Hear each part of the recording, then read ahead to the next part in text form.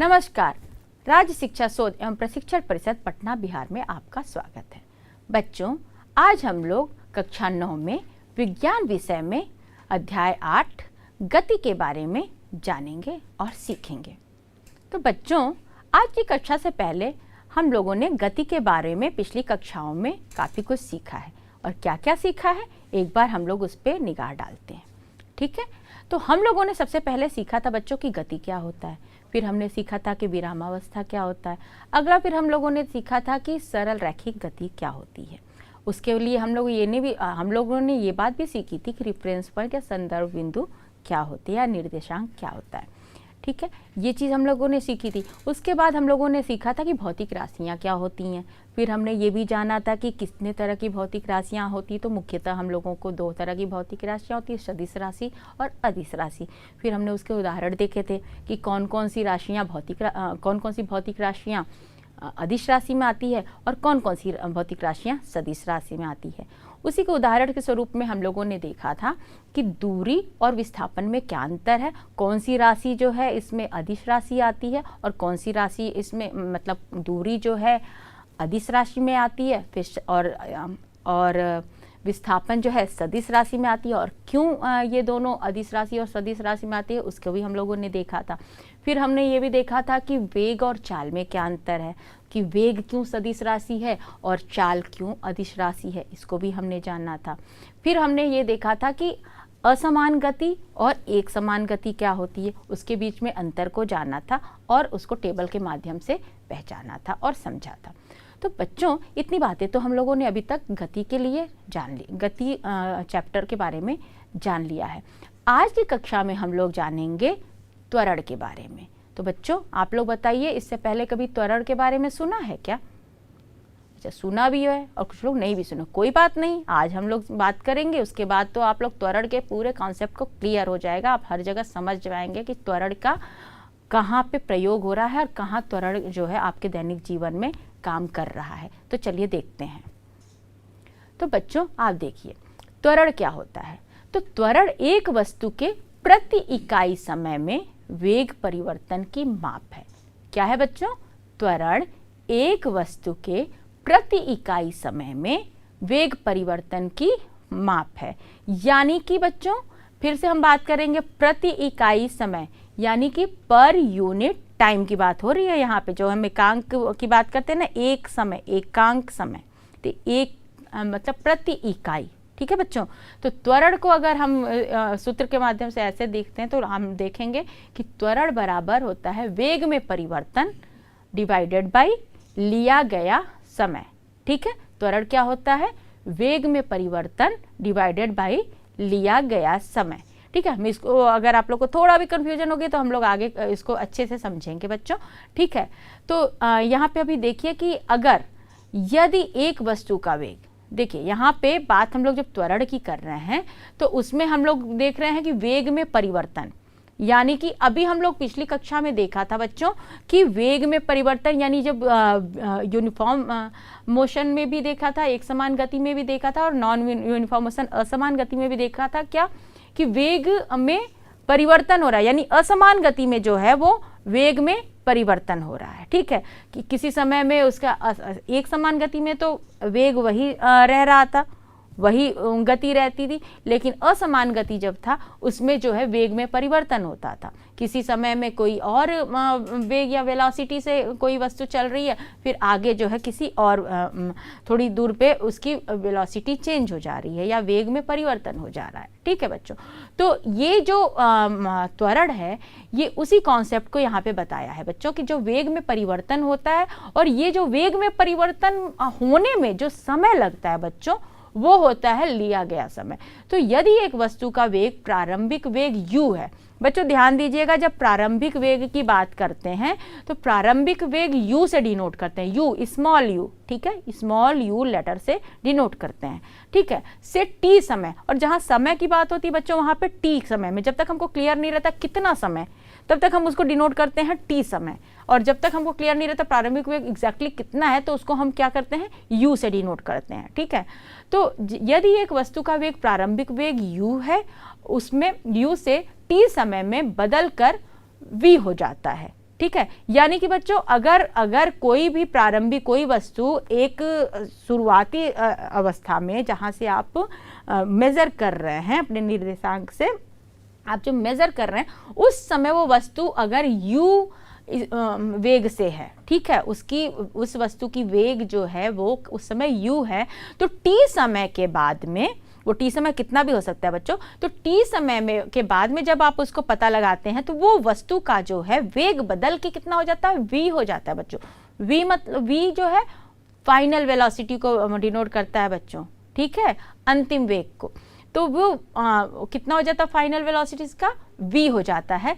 तो त्वरण निम्न होगा। तो त्वरण को किस तरीके से तब हम निकाल सकते हैं बच्चों ध्यान दीजिएगा, त्वरण को a, बच्चों त्वरण को इंग्लिश में एक्सीलरेशन बोलते हैं, ठीक है, इसलिए उसको a से डिनोट करते हैं। तो त्वरण जो है a से डिनोट करते हैं, तब उस समय जो त्वरण को a लिख देंगे और a इक्वल टू हो जाता है बच्चों v यानी कि फाइनल वेलोसिटी की जो बात है, जो अंतिम वेग उसकी रहती है जहां आप मेजर करते हो, जो अंतिम वेग है वो उसको v, तो जो अंतिम वेग होता है उसको माइनस करते हैं किस चीज से बच्चों, प्रारंभिक वेग से। तो प्रारंभिक वेग कितना है बच्चों, u है, तो v माइनस u। और हमने ऊपर देखा क्या कि वेग में परिवर्तन, यानी वेग में परिवर्तन, बच्चों परिवर्तन देखते हैं तो परिवर्तन में क्या होता है, हम लोग जनरली देखते हैं कि बाद में क्या स्थिति है वो पहले से कितनी बदल गई है। तो बाद वाली की स्थिति को बोलते हैं कि बाद वाला जो फाइनल वेलोसिटी को पहली वेलोसिटी जो प्रारंभिक वेग है उससे माइनस करते हैं,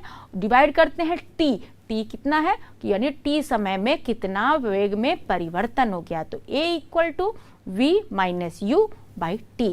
तो बच्चों हम लोगों ने क्या देखा, फॉर्मूला क्या है बच्चों, a is equal to v minus u, ठीक है बच्चों, अपान t। तो जैसे अभी हम लोगों ने देखा क्या था, वो प्रारंभिक वेग और अंतिम वेग। तो बच्चों ये v क्या है, अंतिम वेग है, ठीक है यहाँ पे, और ये आपका u है प्रारंभिक वेग। तो बच्चों आप लोग ध्यान दीजिएगा और भूलिएगा मत कि ये जब आप अंतिम वेग की बात करते हैं तो v जो है वो हमेशा अंतिम वेग को v से डिनोट करते हैं और u जो है प्रारंभिक वेग होता है। अच्छा बच्चे एक बात बताते हैं, यहाँ ध्यान देने वाली बात ये है कि a जो है मतलब एक्सीलरेशन को डिनोट करता है, ठीक है, जैसे अभी हम बताए आपको, a जो है एक्सीलरेशन यानी कि त्वरण, ठीक है, त्वरण को इंग्लिश में एक्सीलरेशन बोलते हैं ना कि गाड़ी चल रही है तो थोड़ा सा बाइक को एक्सीलरेट करो ना, एक्सीलरेट करो मतलब वो त्वरित करो, त्वरण दो। तो जनरली हम लोग एक्सीलरेट बोलते हैं कि एक्सीलरेट करो यानी कि वेग में परिवर्तन करो। जब एक्सीलरेशन दबाते क्या होता है, गाड़ी तेज चलती है, ठीक है, तो यानी कि क्या होता है वहां पे वेग में परिवर्तन होता है। बच्चों जब हम लोग यहाँ पे ध्यान देंगे कि जब हम लोग त्वरण की बात करेंगे तो वहां पे हर जगह हम लोग वेग की बात करेंगे। क्यों? क्योंकि त्वरण है बच्चों जो वो है वेग में परिवर्तन। ध्यान देने वाली वो गति या चाल में परिवर्तन नहीं होता, वो होता है वेग में परिवर्तन। और चूंकि बच्चों वेग जो है क्या था, हम लोगों ने पढ़ा था कि सदिश राशि होती है, तो वेग है जो सदिश राशि है ये देखिए। तो अब ये आप सोच रहे होंगे ये क्या मैडम ने लगा दिया, तो बच्चों ये अब आप लोग आगे पढ़ोगे, लेकिन फिर भी हम आपको बता देते हैं कि ये वेक्टर क्वांटिटी, जब भी कोई सदिश राशि होती है बच्चों, तो सदिश राशि को दिशा दिखाने के लिए ये वेक्टर क्वांटिटी होती है, इस तरीके से दिखाते हैं, ठीक है, जहाँ कहीं भी इस तरीके से दिखाते हैं बच्चों यानी कि वो सदिश राशि है, ठीक है। तो हम लिख दिए इसलिए क्योंकि ये ज़्यादा परफेक्ट हो जाएगा और अच्छे से आप लोग आगे की कक्षा में पढ़ेंगे इस चीज़ को, वेक्टर क्वांटिटी को। फिलहाल यानी कि ये अगर ये वेग में परिवर्तन है बच्चों, तो वेग में परिवर्तन किस के समय अंतराल में, निश्चित समय अंतराल में। तो ये अब चूंकि हम लोग जानते हैं कि समय जो है वो अदिश राशि है, ठीक है, पता ही हम लोगों के समय का तो कोई डायरेक्शन होता नहीं है, ठीक है। तो ये अभी समय अदिश राशि है, तो ये चूंकि वेग में परिवर्तन है तो यहाँ एक्सीलरेशन यानी त्वरण भी जो है वो सदिश राशि होती है बच्चों। क्या होती है? ये भी सदिश राशि होती है, ठीक है बच्चों। तो ये आप लोग ध्यान रखिएगा कि ये भी सदिश राशि है, त्वरण भी एक सदिश राशि है, और ये यहाँ पे ये निकलता है a equal to v minus u by t से निकलता है बच्चों, ठीक है। चलिए आगे देखते हैं। अभी हम लोग जाने कि त्वरण का मात्रक मीटर पर सेकंड स्क्वायर होता है, वैसे ही जैसे कि SI यूनिट जो है वेग का कितना होता है, मीटर पर सेकंड होता है, उसी और त्वरण का मात्रक होता है मीटर पर सेकंड स्क्वायर। ठीक है बच्चों, और ये चीज़ आप लोग नीचे जो आप लोग लिखा देख रहे होंगे क्या लिखा हुआ है कि यदि त्वरण वेग की दिशा में होता है, तो बच्चों हम लोग आप जाने हैं जैसा कि त्वरण जो है एक सदिश राशि है। ठीक है, त्वरण एक सदिश राशि है, तो जब भी बात यहाँ पे इसकी होगी तो यहाँ दिशा की भी बात होगी, और वेग भी एक सदिश राशि है। तो यहाँ पे बोल रहा है कि यदि त्वरण वेग की दिशा में होती है तो इसे धनात्मक लिया जाता है, यानी पॉजिटिव लिया जाता है। ठीक है, और यदि यह वेग के विपरीत दिशा में होती है, यानी अगर कोई भी वस्तु वेग में है, ठीक है, आगे चल रही है, वेग में है, और त्वरण जो है उसके विपरीत दिशा में लगती है। कैसे लगती है आगे हम लोग इसके उदाहरण देखेंगे बच्चों, लेकिन अभी के लिए आप इतना समझिए कि जब वेग के विपरीत दिशा में त्वरण लगता है तो उसे ऋणात्मक लिया जाता है। ठीक है बच्चों, ये ध्यान दीजिएगा। आगे देखते हैं। तो बच्चों यहाँ पे हम लोग देखेंगे एक समान त्वरण और असमान त्वरण के बारे में। ठीक है, तो अब जैसे अभी हम लोगों ने पिछली कक्षाओं में देखा था एक समान गति और असमान गति के बारे में, ठीक है, उसी तरीके से यहाँ पर हम देखेंगे एक समान त्वरण और असमान त्वरण के। तो हम लोगों ने एक समान गति में बच्चों क्या देखा था? हम लोगों ने देखा था, बिल्कुल हम लोगों ने देखा था कि जब समान समय अंतराल में कोई भी वस्तु समान दूरी तय करती है तो उसको बोलते हैं एक समान गति कर रहा है। उसी तरीके से जब एक वस्तु सीधी रेखा में चलती है और इसका वेग समान समय अंतराल में समान रूप से घटता या बढ़ता है। ठीक है बच्चों, यानी कि कोई भी वस्तु अगर सीधी रेखा में चल रही है और उसका अगर समान समय अंतराल में हम उसको मेजर करते हैं, पता लगाते हैं, तो उसका जो त्वरण है बच्चों, त्वरण, ठीक है, वहाँ त्वरण बच्चों कभी कभी घट भी सकता है, बढ़ भी सकता है। कहते हैं ना गाड़ी में एक्सीलरेटर हम लोग कभी तेज लगाते हैं तो कभी उसको धीरे ब्रेक लगा के जब थोड़ा ब्रेक लगाते हैं ना बच्चों तो त्वरण उसका कम होता है। ठीक है, तो वहाँ पे अगर समान समय अंतराल में समान रूप से घटता, ये त्वरण, जब त्वरण की बात कर रहा है तो घटता या बढ़ता है तो वस्तु के त्वरण को एक समान त्वरण कहा जाता है। इसका उदाहरण क्या है बच्चों? आप देखिए बच्चों, यहाँ पे जो नीचे दो पर्सन दिख रहे हैं, दो व्यक्ति, वो लोग क्या कर रहे हैं? क्या आप लोगों ने कभी किया? क्या कर रहे हैं बच्चों? हाँ, पैराग्लाइडिंग कर रहे हैं। तो आप लोगों ने कभी किया है क्या? अच्छा चलो, कोई किया होगा, कोई नहीं भी किया होगा, लेकिन देखा तो जरूर होगा। करते हुए नहीं होगा तो टीवी में तो देखा होगा जरूर से। ठीक है, तो उस समय क्या होता है? उस समय होता यही है बच्चों कि जब कोई इस तरीके से करता है तो ऐसा लगता है जैसे ना पटाख जब वहाँ से खुलता है अचानक से वो, तो फिर उसके बाद जब लगता है कि एकदम ऊपर से फ्री फॉल हो रहा है, यानी गिर रहे हैं हम, यानी हमें लगता है कि हमारा पे अपना कोई कंट्रोल ही नहीं है, हमको गिरा रहा है कोई, ऐसा फील आता है। तो उस समय स्वतंत्र रूप से गिरने वाली कंडीशन होती है बच्चों। ठीक है, तो वहाँ पे उस समय क्या होता है कि उस समय बच्चों सिर्फ ग्रेविटी लगता है, वो आगे हम लोग देखेंगे आगे की कक्षाओं में। ठीक है, उसमें होता क्या है कि वो एक ही समान गति वेग से कोई भी चीज़ वस्तु नीचे की ओर गिरती है। ठीक है, तो यहाँ पे वो व्यक्ति लोग ऐसा लगता है गिरती है, गिरते नहीं, वो तो बचाया रहता है वो, लेकिन वो कंडीशन जो है वो स्वतंत्र रूप से गिरने की कंडीशन या फ्री फॉल की कंडीशन होती है, उस समय वो एक समान त्वरण की कंडीशन बनती है। ठीक है, फिर यहाँ दूसरा उदाहरण आप देखिए।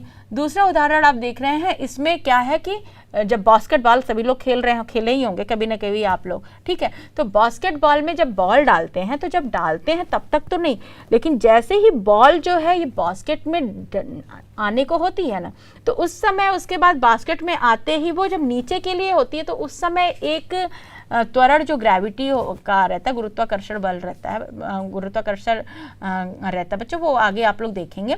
लेकिन वो उस समय जो त्वरण है वो एक समान त्वरण रहता है। ठीक है, वो एक ही समान त्वरण से फिर वो नीचे पे गिर जाती है वो बॉल। तो ये दोनों स्थिति जो है एक समान त्वरण का उदाहरण है। उसी तरीके से आप अगला देखिए बच्चों, असमान त्वरण का। असमान त्वरण में देखिए कि एक वस्तु जब असमान त्वरण से चलती है कब? जब उसका वेग जो है असमान रूप से बदलता है। तो जैसे बच्चों हम लोगों ने नॉन यूनिफॉर्म मोशन में देखा था, हाँ वहाँ तो गति की बात हो रही थी बच्चों, लेकिन यहाँ हम जब वेग की बात कर रहे हैं, मतलब यहाँ पे डायरेक्शन की भी बात हो रही है। ठीक है, यहाँ पे चाल के साथ साथ में डायरेक्शन है, तो जहाँ चाल विद डायरेक्शन तो जब भी speed with direction is velocity, ठीक है, यानी चाल जब दिशा के साथ बात करते हैं तब वो वेग का सूचक होता है। तो जब कोई वस्तु जो है असमान त्वरण से चलती है, यानी कि वो कब होती है, जब वो असमान रूप से उसका वेग बदलता है, तब ऐसी स्थिति में उसको असमान त्वरण कहते हैं। ठीक है, कि वो वस्तु असमान त्वरण से चल रही है। जैसे उदाहरण के रूप में बच्चों देख सकते हैं यहाँ पे जो कार है, तो ये कार है, ये कार जो है सीधी सड़क पर चलती हुई समान समय अंतराल में असमान दर से चाल को परिवर्तित करती है। यानी कि जब ये कार चल रही है तो थोड़ी दूर जो है बहुत तेज चल रही है, एक्सीलरेट हो रही है खूब तेज, फिर कोई सामने दिख जाता है तो थोड़ी ब्रेक लगा के उसको डिसेलरेट कहते हैं बच्चों, उसका त्वरण कम करना बोला जाता है, तो उसको फिर त्वरण कम करता है, फिर उसके बाद फिर से आगे बढ़ाता है, थोड़ा सा सामने कोई नहीं दिख रहा है। तो इस स्थिति में क्या होता है कि अगर समान समय अंतराल पे उसकी जो दर है, यहाँ पे बच्चों वेग की बात होगी यहाँ पे, तो वेग में जो परिवर्तन हो रहा है असमान तरीके से, तो ऐसी कंडीशन को असमान त्वरण कहते हैं। ठीक है बच्चों, चलिए आगे देखते हैं। तो बच्चों हम लोग इसको समझने के लिए एक उदाहरण देखते हैं। इसमें आप का कॉन्सेप्ट काफ़ी हद तक क्लियर हो जाएगा एक समान त्वरण और असमान त्वरण के का, और आप आगे के और भी प्रश्न त्वरण से संबंधित कर पाएंगे, इसलिए ध्यान से इसको देखिए और साथ साथ में करिए भी।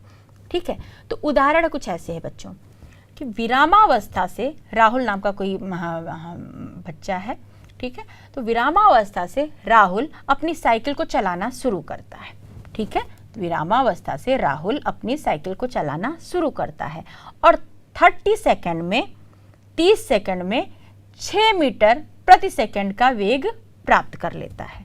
क्या करता है? 6 मीटर प्रति सेकंड का वेग प्राप्त करता है। ठीक, फिर क्या होता है? वह इस प्रकार से ब्रेक लगाता है कि साइकिल का वेग अगले 5 सेकंड में कम होकर 4 मीटर पर सेकंड हो जाता है। अच्छा बच्चों, आप लोग साइकिल तो चलाए ही होंगे निश्चित। होता क्या है, मान लीजिए आप साइकिल चलाना शुरू करते हैं तो एकदम विरामावस्था मतलब एकदम रेस्ट कंडीशन पे शुरू करते हैं, एकदम साइकिल खड़ी रहती है। उसी तरीके से राहुल भी साइकिल खड़ी थी, उसको चलाना शुरू करता है। 30 सेकंड में जो है, अगले 30 सेकंड में वो 6 मीटर पर सेकंड का वेग प्राप्त कर लेता है। ठीक है, अगले 30 सेकंड की जब बात करते हैं वो 6 मीटर पर सेकंड का वेग प्राप्त करता है। उसके बाद क्या होता है, 6 सेकंड के बाद में 30 सेकंड के बाद में वो क्या होता है, उसको ब्रेक लगाता है। सामने कोई आ गया होगा, ठीक, तो ब्रेक लगाता है, तो एकदम से पूरा ब्रेक नहीं लगा लेता, ब्रेक लगा के थोड़ी सी उसकी वेलोसिटी कम करता है। बच्चों यहाँ वेलोसिटी की बात हम बार बार कह रहे हैं, यहाँ वेग की बात कर रहे हैं। ठीक है, वेग या वेलोसिटी, राइट।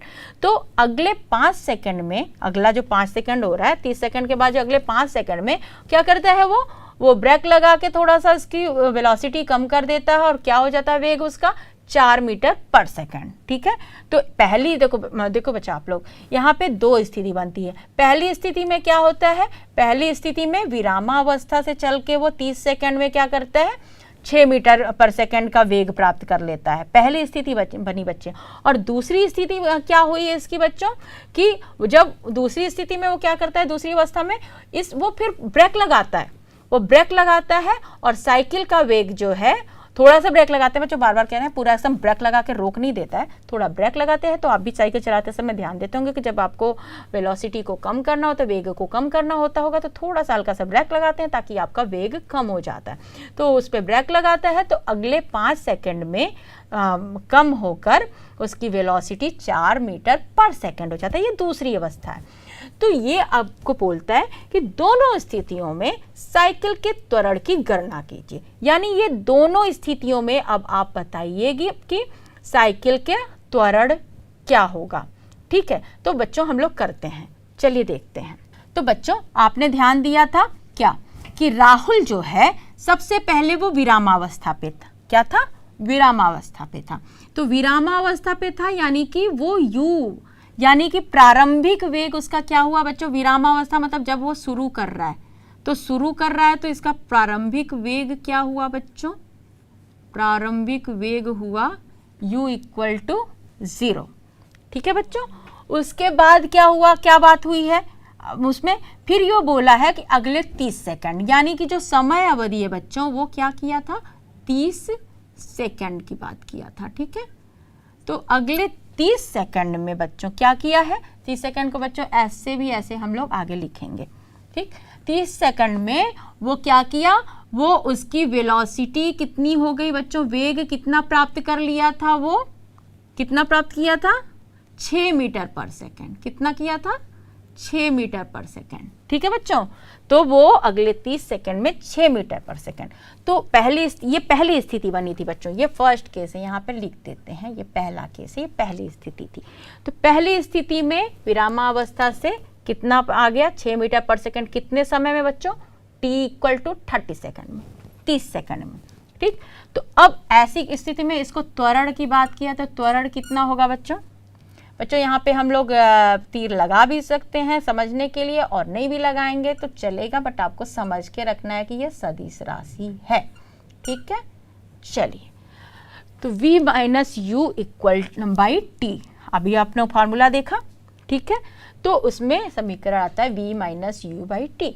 तो v क्या है बच्चों, अंतिम वेग है, तो अंतिम वेग v यहाँ पे लिख देते हैं, ये क्या है बच्चों, अंतिम वेग है ये, ठीक है, डोंट यू फॉरगेट, ठीक। चलिए, ये अंतिम वेग है, तो यहाँ पे ये v है जो है, यहाँ पे कितना हो गया, ये v यहाँ पे 6 मीटर पर सेकंड, बिल्कुल।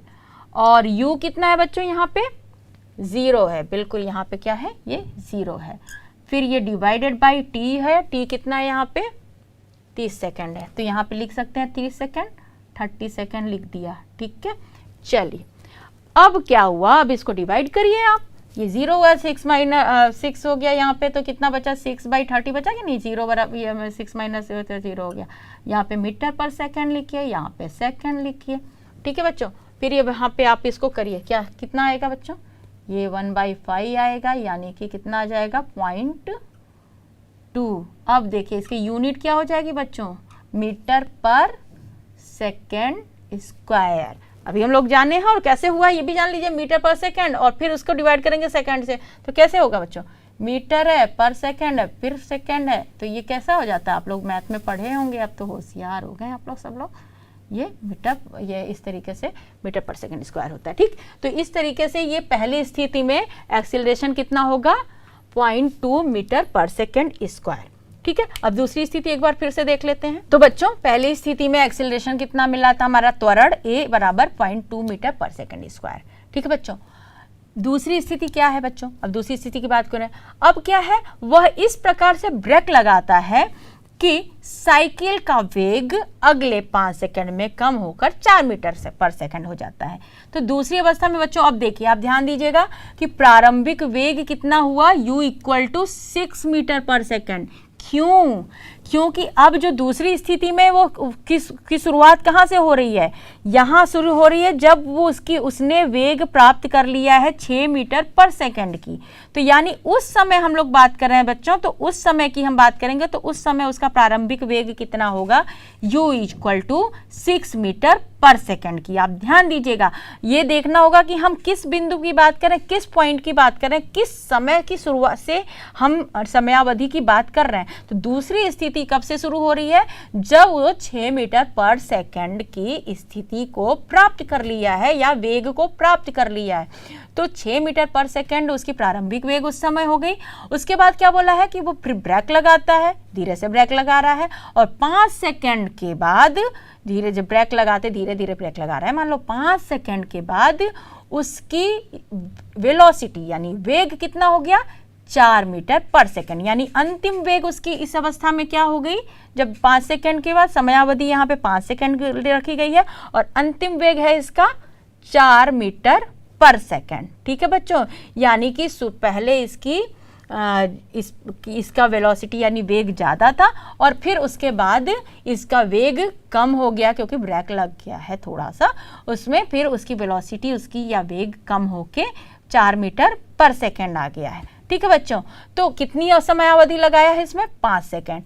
तो इसका समीकरण क्या हुआ बच्चों, और किस तरीके से आता है करते हैं, चलिए देखते हैं। तो बच्चों, ये दूसरे केस की बात हुई। दूसरे केस में क्या हुआ था कि जब वो उसकी राहुल की स्थिति क्या 30 सेकंड के बाद जो बात यहाँ पे उस समय से शुरुआत की बात की जा रही है, तो उस समय उसकी इनिशियल वेलोसिटी कितना हो गया था, 6 मीटर पर सेकंड। कितना हो गया था, 6 मीटर पर सेकेंड। अच्छा बच्चों एक बात बताएं, जब ये क्या चाहे आप 6 मीटर पर सेकेंड लिखो या ऐसे भी लिख सकते हो 6 मीटर और ये सेकेंड पे जब -1, मैथ में आप लोग पढ़े हैं ना, इसको इस तरीके से भी लिखेंगे तो भी चलेगा, ऐसे पर भी कर सकते हैं, ये भी करेंगे तो बात ही वही रहेगी, ठीक है।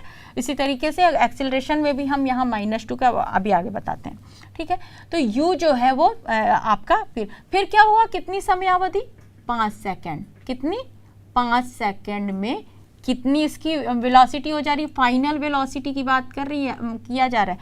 फिर कितना हो जाता है बच्चों, 4। अब ऐसे में एक्सेलरेशन इसका क्या हो गया बच्चों, एक्सेलरेशन बराबर, देखो वेक्टर हम लगाएंगे भी, यहाँ पे हम नहीं लगाते इस वाले केस में, ठीक है, क्योंकि आपका अंडरस्टूड रखिए इसको कि ये जो है वेक्टर, ये वेक्टर क्वांटिटी मतलब यानी ये सदिश राशि है। बच्चों हिंदी में स्केलर क्वांटिटी कहते हैं अदिश राशि को, और सदिश राशि को वेक्टर क्वांटिटी कहते हैं बच्चों, क्योंकि उसके ऊपर फिर वेक्टर लगता है सदिश राशि को, ठीक है। तो v - u/t, ठीक है। अब यहाँ पे बताइए इस केस में v कितना हो गया, जैसा कि यहाँ पे देखें अंतिम वेग है बच्चों, ध्यान दीजिएगा, v क्या है, अंतिम वेग है, और u क्या है, प्रारंभिक वेग है, ठीक है। तो अंतिम वेग इसकी कितनी हो गई, 4, ठीक है। फिर उसके बाद u प्रारंभिक वेग कितनी थी, 6, ठीक है। और कितने समय में ये हुआ है बच्चों, 5, ठीक है, बिल्कुल। अब ये माइनस करें, 4 - 6 में अब क्या होगा, कंफ्यूज नहीं होना है, पहले वो ज़्यादा था फिर कम हो गया, तो कम में से ज़्यादा को करना है, तो क्या करना है अभी, ये नहीं समझना है, इतने तो आप लोग स्मार्ट हो ही। चलो -2/5 हो गया ना बच्चों।